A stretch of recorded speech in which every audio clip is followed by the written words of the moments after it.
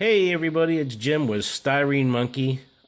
Just wanted to give you a little update about a project I've kind of been working on and off with. This is a model kit I was building for a Chevy cheeseburger build. And for the first time I was trying to cut these doors open and I busted this pillar here and I couldn't get it to get back on and had a little trouble with it, so I kind of gave up on it.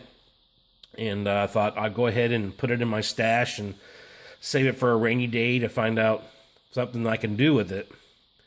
And one day surfing on eBay, I see this guy making these junkyard dioramas for $300-400.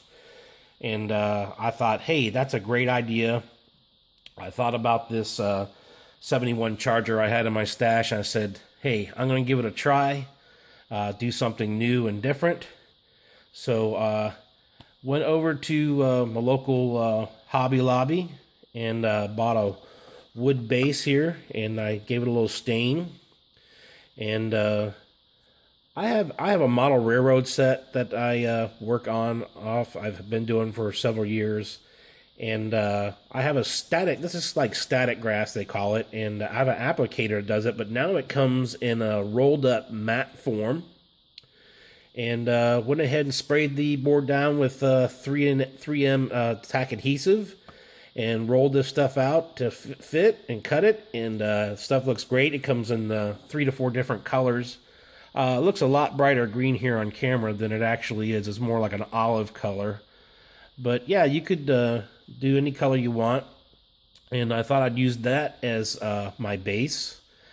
And so I went ahead and got started on this body, and I primed the whole thing in the rust red automotive primer, and then I went to YouTube and did a lot of research on rusting techniques. Of course, Dr. Cranky has several great videos and tutorials about how to do rusting techniques, and one of them I went ahead and was going to do was where you go buy some of these acrylic paints. This is a Georgia clay red. You get it in different color rust applications here. Just give an idea. This is mustard yellow, and then we have this is called rust red. And went ahead and just you could put it on different ways. I just put it in like a little glass dish like this. Don't tell my wife I got this out of the cabinet, but that's what I was using. And I thinned it out a little bit, and you could take the tip of a paintbrush and jab it around and add color, but it wasn't putting it down enough. So I watched some more tutorials, and I saw that there was a sponging technique using different sponges. Well, again, I went over to Hobby Lobby. I was walking around and walking through the store. I always look around in different departments. I see this in the stenciling department over there with the craft books and stuff. Was this cool little peg, and it has just a sponge attached to it, and I thought, hey, I'll give it a try, and it worked perfect. Again, went ahead and put some more paint in there, and I just dabbed it around and just changed the colors and whatnot, and let that dry. And then I did the rock salt technique, where I just took a plain spray bottle, empty spray bottle, and I filled it with some rubbing alcohol, and I sprayed the whole body down with rubbing alcohol, and I got some of this rock salt. Of course, it doesn't have to be kosher rock salt. Went ahead and that with some table salt as well, because table salt's a little bit finer, and I mixed it up and sprinkled it all over the top of the where I sprayed the alcohol, rubbing alcohol, and let it dry. And then I went ahead and got my base coat, which is the Hemi orange, and went ahead and let the paint dry, and then I just washed the salt off. And I some spots it came out a little bit better than others, but hey, you know what? It's just having fun and learning different techniques. And I thought, yeah, hey, you know what?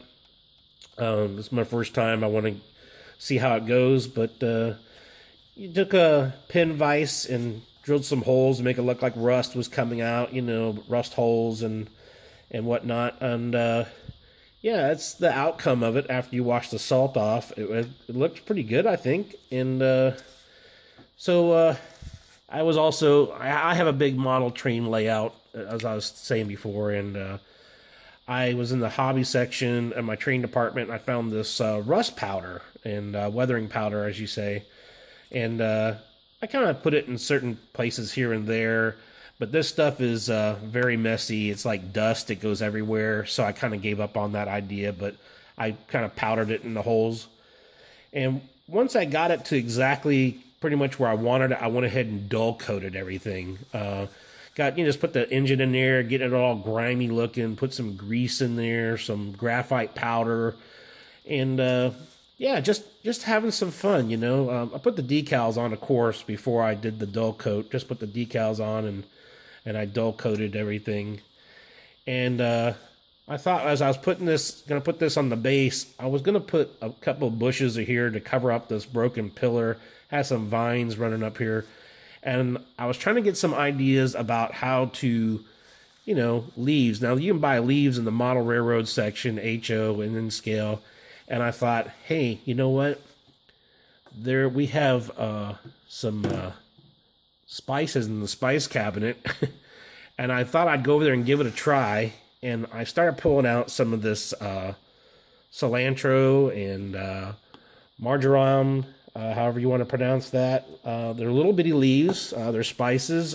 Thyme looks more like sticks. It's a little twiggy looking. And as I'll show you here, I kind of sprinkled some of this out on this on the board so I can get an idea. I don't know if you can see it or not, but this is parsley. It didn't work out too good. I think it's a little too thick. You could chop it up, I guess, but these others, this is the thyme. It looks like little twigs and whatnot, but yeah, and I went ahead and got some the clear acrylic, the clear tester's glue, and that you use on the glass, and I squirted some in the cowling there where leaves gather up, and sprinkled it on there, and I think it came out pretty good. I might be getting a little ahead of myself here. I'm just experimenting with this. It's just doing this for fun, but yeah, just something different out of the norm that I normally don't do. And it's going to lay some tires around here and scuff them up and weather them and whatnot, have them lay around here, and probably put some signs and whatnot out. But yeah, something different to do besides the same old day in, every out, just building plain models. I mean, there's nice, pretty models, and then there's always rust cars and rust models. So went ahead and going to start doing that, and I've been doing, like I said, I've been doing it on and off and having a lot of fun. But let me know what you guys think. I hope you all are having a great day, and we'll catch you all later. Take care. Bye-bye.